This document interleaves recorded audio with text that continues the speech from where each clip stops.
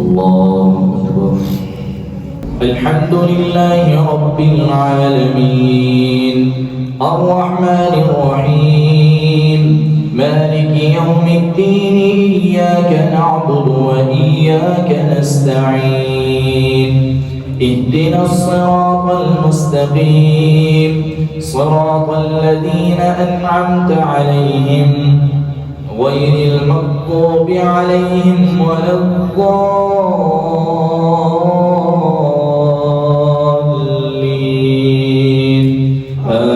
آمين. بسم الله الرحمن الرحيم ألف لام را تلك آيات الكتاب الحكيم أكان للناس عجبا أن أوحينا إلى رجل منهم أن أنذر الناس وبشر الذين آمنوا أن لهم قدم صدق عند ربهم قال الكافرون إن هذا لساحر مبين إن ربكم الله الذي خلق السماوات والأرض في 6 أيام ثم استوى على العرش يدبر الأمر ما من شفيع إلا من بعد إذنه ذلكم الله ربكم فاعبدوه أفلا تذكرون إليه مرجعكم جميعا وعد الله حقا إنه يبدأ الخلق ثم يعيده ليجزي الذين آمنوا وعملوا الصالحات بالقسط والذين كفروا لهم شراب من حميم وعذاب أليم بما كانوا يكفرون هو الذي جعل الشمس ضياء والقمر نورا وقدره منازل لتعلموا عدد السنين والحساب ما خلق الله ذلك إلا بالحق يفصل الآيات لقوم يعلمون إن في اختلاف الليل والنهار وما خلق الله في السماوات والأرض لآيات لقوم يتقون إن الذين لا يرجون لقاءنا ورضوا بالحياة الدنيا واطمأنوا بها والذين هم عن آياتنا غافلون أولئك مأواهم النار بما كانوا يكسبون إن الذين آمنوا وعملوا الصالحات يهديهم ربهم بإيمانهم تجري من تحتهم الأنهار في جنات النعيم دعواهم فيها سبحانك اللهم وتحيتهم فيها سلام وآخر دعواهم أن الحمد لله رب العالمين. ولو يعجل الله للناس الشر استعجالهم بالخير لقضي إليهم أجلهم فنذر الذين لا يرجون لقاءنا في طغيانهم يعمهون وإذا مس الإنسان الضر دعانا لجنبه أو قاعدا أو قائما فلما كشفنا عنه ضره مر كأن لم يدعنا إلى ضر مسه كذلك زين للمسرفين ما كانوا يعملون ولقد أهلكنا القرون من قبلكم لما ظلموا وجاءتهم رسلهم بالبينات فما كانوا ليؤمنوا بما كذبوا من قبل وما كانوا ليؤمنوا كذلك نجزي القوم المجرمين ثم جعلناكم خلائف في الأرض من بعدهم لننظر كيف تعملون وإذا تتلى عليهم آياتنا بينات قال الذين لا يرجون لقاء نأت بقرآن غير هذا أو بدل قل ما يكون لي أن أبدله من تلقاء نفسي إن أتبع إلا ما يوحى إلي إني أخاف إن عصيت ربي عذاب يوم عظيم قل لو شاء الله ما تلوته عليكم ولا أدراكم به فقد لبثت فيكم عمرا من قبله أفلا تعقلون فمن أظلم ممن افترى على الله كذبا أو كذب بآياته إنه لا يفلح المجرمون ويعبدون من دون الله ما لا يضرهم ولا ينفعهم ويقولون هؤلاء شفعاؤنا عند الله قل أتنبئون الله بما لا يعلم في السماوات ولا في الأرض سبحانه وتعالى عما يشركون وما كان الناس إلا أمة واحدة فاختلفوا ولولا كلمة سبقت من ربك لقضي بينهم فيما فيه يختلفون ويقولون لولا أنزل عليه آية من ربه فقل إنما الغيب لله فانتظروا إني معكم من المنتظرين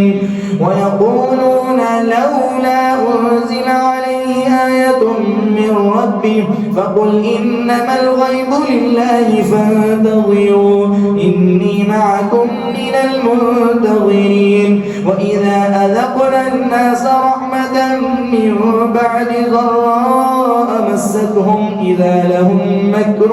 في آياتنا قل الله أسرع مكرا إن رسلنا يكتبون ما تمكرون هو الذي يسيركم في البر والبحر حتى إذا كنتم في الفلك وجرين بهم بريح طيبة وفرحوا بها جاءتها ريح عاصف وجاءهم الموج من كل مكان وظنوا أنهم أحيط بهم دعوا الله مخلصين له الدين لئن أنجيتنا من هذه لنكونن من الشاكرين فلما أنجاهم إذا هم يبغون في الأرض بغير الحق يا أيها الناس إنما بغيكم على أنفسكم متاع الحياة الدنيا ثم إلينا مرجعكم فننبئكم بما كنتم تعملون إنما مثل الحياة الدنيا كماء أنزلناه من السماء فاختلط به نبات الأرض مما يأكل الناس والأنعام حتى إذا أخذت الأرض زخرفها وزينت وظن أهلها أنهم قادرون عليها أتاها أمرنا ليلا أو نهارا فجعلناها حصيدا كأن لم تغن بالأمس كذلك نفصل الآيات لقوم يتفكرون والله يدعو إلى دار السلام ويهدي من يشاء إلى صراط مستقيم للذين أحسنوا الحسنى وزيادة ولا يرهق وجوههم قدر ولا ذلة أولئك أصحاب الجنة هم فيها خالدون والذين كسبوا السيئات جزاء سيئة بمثلها وترهقهم ذلة ما لهم من الله من عاصم كأنما أغشيت وجوههم قطعا من الليل مظلما أولئك أصحاب النار هم فيها نحشرهم جميعا ثم نقول للذين أشركوا مكانكم وأنتم وشركاؤكم فزيلنا بينهم وقال شركاؤهم ما كنتم إيانا تعبدون فكفى بالله شهيدا بيننا وبينكم إن كنا عن عبادتكم لغافلين هنالك تبلو كل نفس ما أسلفت وردوا إلى الله مولاهم الحق وضل عنهم ما كانوا يفترون قل من يرزقكم من السماء والأرض أمن يملك السمع والأبصار ومن يخرج الحي من الميت ويخرج الميت من الحي ومن يدبر الأمر فسيقولون الله فقل أفلا تتقون فذلكم الله ربكم الحق فماذا بعد الحق إلا الضلال فأنى تصرفون كذلك حقت كلمة ربك على الذين فسقوا أنهم لا يؤمنون قل هل من شركائكم من يبدأ الخلق ثم يعيده قل الله يبدأ الخلق ثم يعيده فأنى تؤفكون قل هل من شركائكم من يهدي إلى الحق قل الله يهدي للحق أفمن يهدي إلى الحق أحق أن يتبع أمن لا يهدي إلا أن يهدى فما لكم كيف تحكمون وما يتبع أكثرهم إلا ظنا إن الظن لا يغني من الحق شيئا إن الله عليم بما يفعلون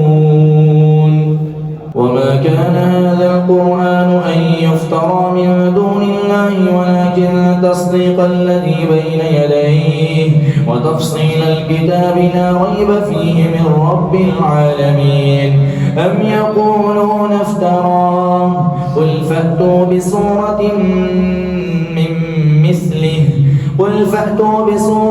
من مثله وادعوا من استطعتم من دون الله إن كنتم صادقين بل كذبوا بما لم يحيطوا بعلمه ولما يأتهم تأويله كذلك كذب الذين من قبلهم فانظر كيف كان عاقبة الظالمين ومنهم من يؤمن به ومنهم من لا يؤمن به وربك أعلم بالمفسدين وإن كذبوك فقل لي عملي ولكم عملكم أنتم بريئون مما أعمل وأنا بريء مما تعملون ومنهم من يؤمن به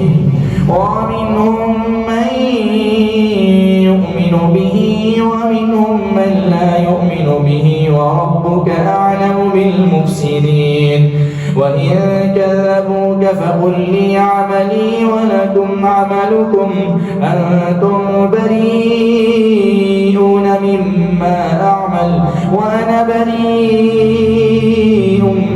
مما تعملون ومنهم من يستمعون إليك أفأنت تسمع الصم ولو كانوا لا يعقلون ومنهم من ينظر إليك أفأنت تهدي العمي ولو كانوا لا يبصرون إن الله لا يظلم الناس شيئا ولكن الناس أنفسهم يظلمون ويوم يحشرهم كأن لم يلبثوا إلا ساعة من النهار يتعارفون بينهم ويوم يحشرهم كأن لم يلبثوا إلا ساعة من النهار يتعارفون بينهم قد خسر الذين كذبوا بلقاء الله وما كانوا مهتدين وإما نرينك بعض الذين نعدهم أو نتوفينك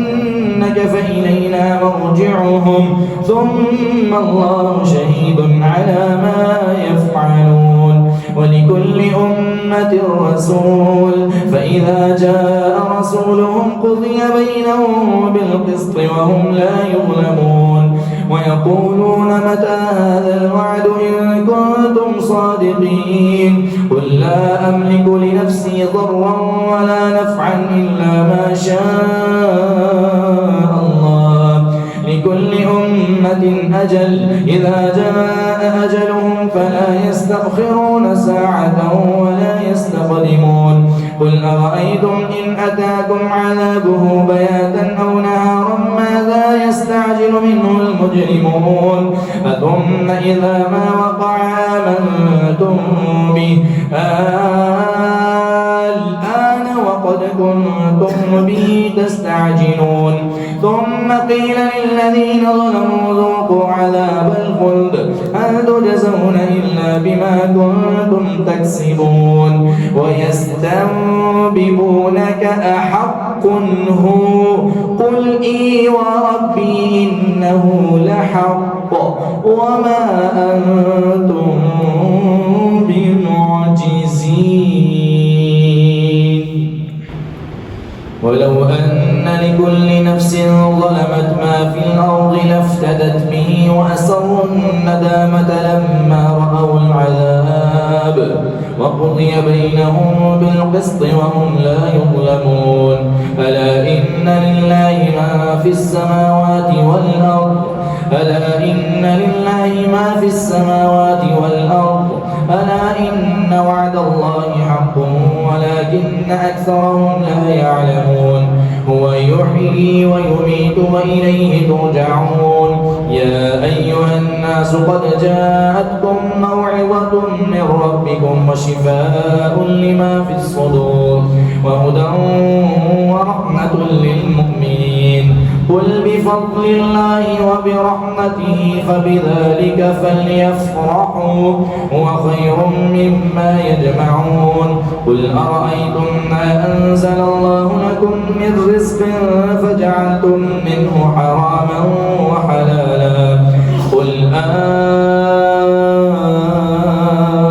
الله أذن لكم أم على الله تفترون وما ظن الذين يفترون على الله الكذب يوم القيامة إن الله لذو فضل على الناس ولكن أكثرهم لا يشكرون وما تكون في شأن وما تتلو منه من قرآن ولا تعملون من عمل إلا كنا عليكم شهودا إذ تفيضون فيه وما يعزب عن ربك من مثقال ذرة في الأرض ولا في السماء ولا أصغر من ذلك ولا أكبر إلا في كتاب مبين ألا إن أولياء الله لا خوف عليهم ولا هم يحزنون الذين آمنوا وكانوا يتقون لهم البشرى في الحياة الدنيا وفي الآخرة لا تبديل لكلمات الله ذلك الفوز العظيم ولا يحزنك قولهم إن العزة لله جميعا هو السميع العليم ألا إن لله من في السماوات ومن في الأرض وما يتبع الذين من دون الله شركاء إن يتبعون إلا الظن وإن هم إلا يخرصون هو الذي جعل لكم الليل لتسكنوا فيه والنهار مبصرا إن في ذلك لآيات لقوم يسمعون قالوا اتخذ الله ولدا سبحانه هو الغني له ما في السماوات وما في الأرض إن عندكم من سلطان بهذا أتقولون على الله ما لا تعلمون قل إن الذين يفترون على الله الكذب لا يفلحون متاع في الدنيا ثم إلينا مرجعهم ثم نذيقهم العذاب الشديد بما كانوا يكفرون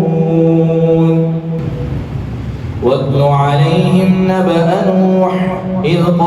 لقومه يا قوم إن كان كبر عليكم مقامي وتذكيري بآيات الله فعلى الله توكلت فأجمعوا أمركم وشركاءكم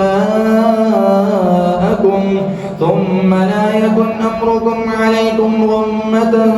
ثم قضوا إلي ولا تنظرون فإن توليتم فما سألتكم من أجر إن أجري إلا على الله وأمرت أن أكون من المسلمين فكذبوه فنجيناه ومن معه في الفلك وجعلناهم خلائف وأغرقنا الذين كذبوا بآياتنا فانظر كيف كان عاقبة المنذرين ثم بعثنا من بعده رسلا إلى قومهم فجاءوهم بالبينات فما كانوا ليؤمنوا بما كذبوا من قبل كذلك نطبع على قلوب المعتدين ثم بعثنا من بعدهم موسى وهارون إلى فرعون وملئه بآياتنا فاستكبروا وكانوا قوما مجرمين فلما جاءهم الحق من عندنا قالوا إن هذا لسحر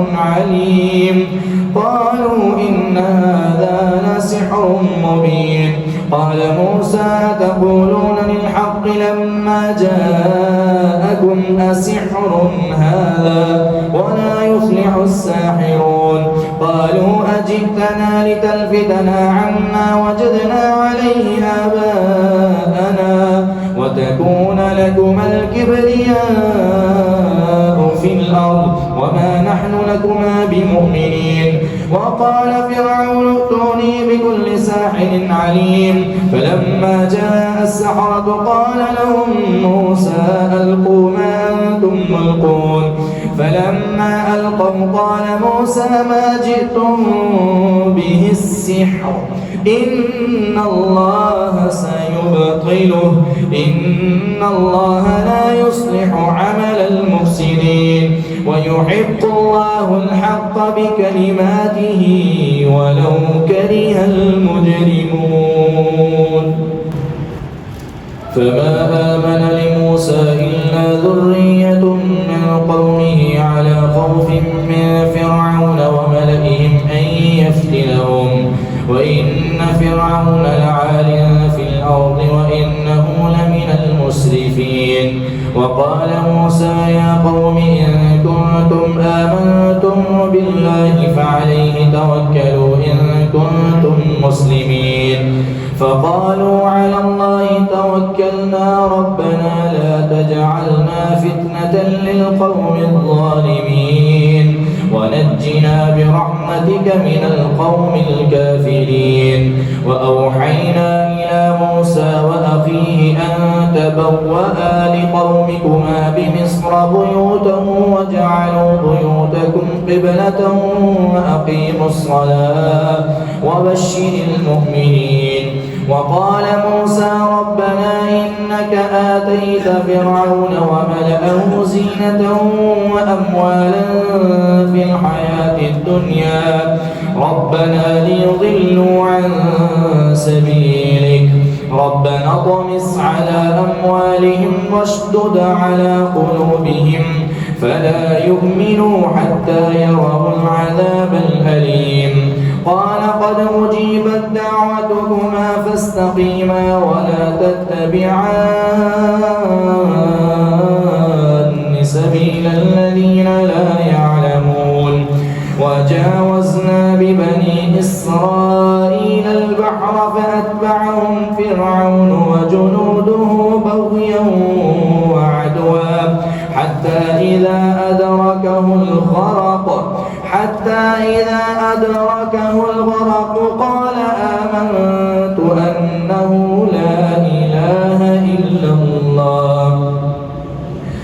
قال آمنت أنه لا إله إلا الذي آمنت به بنو إسرائيل وأنا من المسلمين الآن وقد عصيت قبل وكنت من المفسدين فاليوم ننجيك ببدنك لتكون لمن خلفك آية وإن كثيرا من الناس عن آياتنا لغافلون ولقد بوأنا بني إسرائيل مبوأ صدق ورزقناهم من الطيبات فما اختلفوا حتى جاءهم العلم إن ربك يقضي بينهم يوم القيامة فيما كانوا فيه يختلفون فإن كنت في شك مما أنزلنا إليك فاسأل الذين يقرؤون الكتاب من قبلك لقد جاءك الحق من ربك فلا تكونن من الممترين ولا تكونن من الذين كذبوا بآيات الله فتكون من الخاسرين إن الذين حقت عليهم كلمة ربك لا يؤمنون ولو جاءتهم كل آية حتى يروا العذاب الأليم فلولا كانت قرية آمنت فنفعها إيمانها إلا قوم يونس لما آمنوا كشفنا عنهم عذاب الخزي في الحياة الدنيا ومتعناهم إلى حين ولو شاء ربك لآمن من في الأرض كلهم جميعا أفأنت تكره الناس حتى يكونوا مؤمنين وما كان لنفس أن تؤمن إلا بإذن الله ويجعل الرجس على الذين لا يعقلون قل انظروا ماذا في السماوات والأرض وما تغني الآيات والنذر عن قوم لا يؤمنون فهل ينتظرون إلا مثل أيام الذين خلوا من قبلهم قل فانتظروا إني معكم من المنتظرين ثم ننجي رسلنا والذين آمنوا كذلك حقا علينا ننجي المؤمنين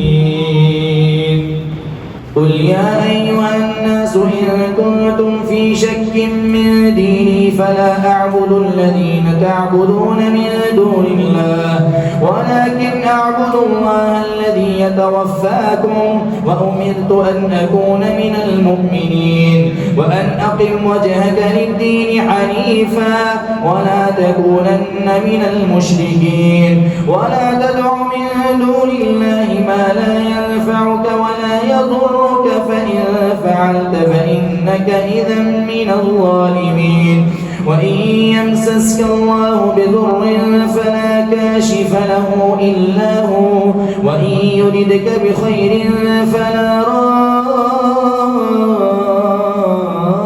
لفضله يصيب به من يشاء من عباده وهو الغفور الرحيم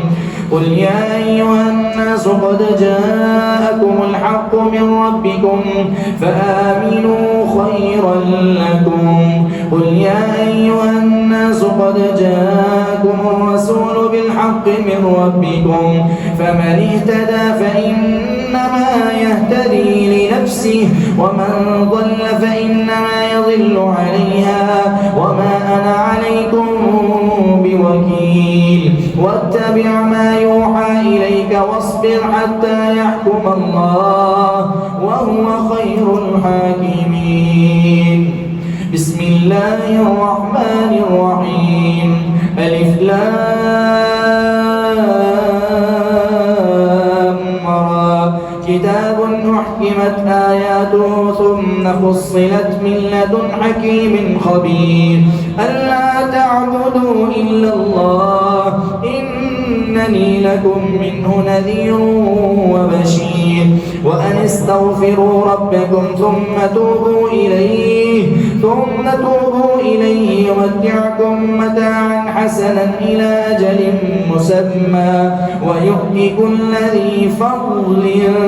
فضله وإن تولوا فإني أخاف عليكم عذاب يوم كبير إلى الله مرجعكم وهو على كل شيء قدير ألا إنهم يثنون صدورهم ليستخفوا منه ألا حين يستغشون ثيابهم يعلم ما يسرون وما يعلنون إنه عليم بذات الصدور وما من دابة في الأرض إلا على الله رزقها ويعلم مستقرها ومستودعها كل في كتاب مبين وهو الذي خلق السماوات والأرض في 6 أيام وكان عرشه على الماء ليبلوكم أيكم أحسن عملا ولئن قلت إنكم مبعوثون من بعد الموت ليقولن الذين كفروا إن هذا إلا سحر مبين ولئن أخرنا عنهم العذاب إلى أمة معدودة ليقولن ما يحبسهم ألا يوم يأتيهم ليس مصروفا عنهم وحاق بهم ما كانوا به يستهزئون ولئن أذقنا الإنسان منا رحمة ثم نزعناها منه إنه ليئوس كفور ولئن أذقناه نعماء بعد ضراء مسته ليقولن ذهب السيئات عني إنه لفرح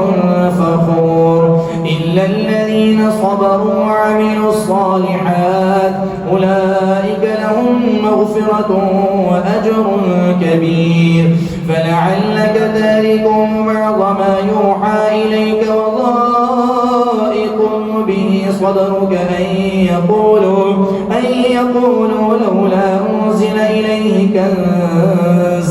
لولا أنزل عليه كنز أو جاء معه ملك إنما أنت نذير والله على كل شيء وكيل أم يقولون افتراه قل فأتوا ب10 سور مثله مفتريات وادعوا من استطعتم من دون الله إن كنتم صادقين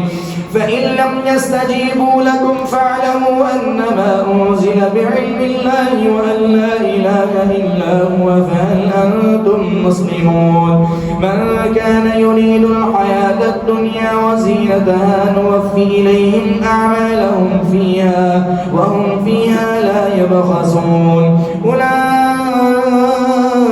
الذين ليس لهم في الآخرة إلا النار وحبط ما صنعوا فيها وباطل ما كانوا يعملون أفمن كان على بينة من ربه ويتلوه شاهد منه ومن قبله كتاب موسى إماما ورحمة أولئك يؤمنون به ومن قبله كتاب موسى إماما ورحمة وهذا كتاب مصدق لسانا عربيا أفمن كان على بينة من ربه ويتلوه شاهد منه ومن قبله كتاب موسى إماما ورحمة أولئك يؤمنون به ومن يكفر به من الأحزاب فالنار موعده فلا تك في مرية منه إنه الحق من ربك ولكن أكثر الناس لا يعلمون فمن أظلم ممن افترى على الله كذبا أولئك يعرضون على ربهم ويقول الأشهاد هؤلاء الذين كذبوا على ربهم ألا لعنة الله على الظالمين الذين يصدون عن سبيل الله ويبغونها عوجا وهم بالآخرة هم كافرون أولئك لم يكونوا معجزين مفسدين في الأرض وما كان لهم من دون الله من أولياء يضاعف لهم العذاب ما كانوا يستطيعون السمع وما كانوا يبصرون أولئك الذين خسروا أنفسهم وضل عنهم ما كانوا يفترون لا جرم أنهم في الآخرة هم الأخسرون إن الذين آمنوا وعملوا الصالحات وأخبتوا إلى ربهم أولئك أصحاب الجنة هم فيها خالدون مثل الفريقين كالأعمى والأصم والبصير والسميع هل يستويان مثلا أفلا تذكرون